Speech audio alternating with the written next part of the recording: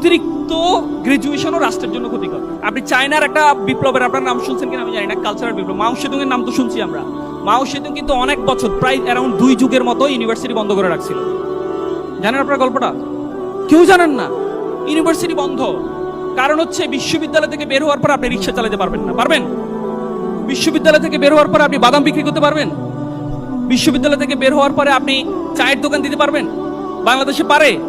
আমাদের দেশে তো বিশ্ববিদ্যালয় শিখে আমাদেরকে ইন করা, টাই পরা, শুট পরা, আর হচ্ছে তুমি হচ্ছে বাংলাদেশের প্রথম শ্রেণীর নাগরিক, তুমি হচ্ছে ওই সেই, তোমার পক্ষে বাদাম বিক্রি করা সম্ভব না। এই জন্য চায়না যেটা করছে, বিশ্ববিদ্যালয় বন্ধ করে দিচ্ছে, করে দিয়ে টেকনিক্যাল এডুকেশনে ফোকাস করছে অ্যারাউন্ড 2 যুগ।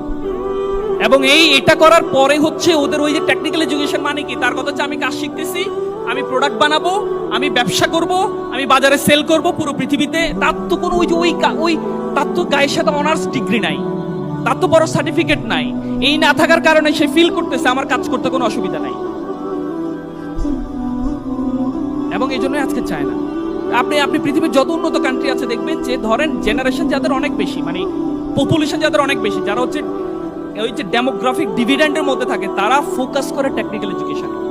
সেটা মানে হচ্ছে স্কিল জেনারেশন তৈরিতে তারা বেশি ফোকাস করে। কারণ আপনার ওই যে তরুণ সংখ্যা, আপনার তো 31% তরুণ, এদেরকে যদি আপনি স্কিল করতে না পারেন, এদেরকে এমনি ধরে যদি আপনি বিমানে তুলে দেন, সে তো ওখানে গিয়ে ডিসিওসি হবে, মানে ডিশ ক্লিন করবে আর অনিয়ন কাটার হবে, সে তো ভালো কিছু করতে পারবে না।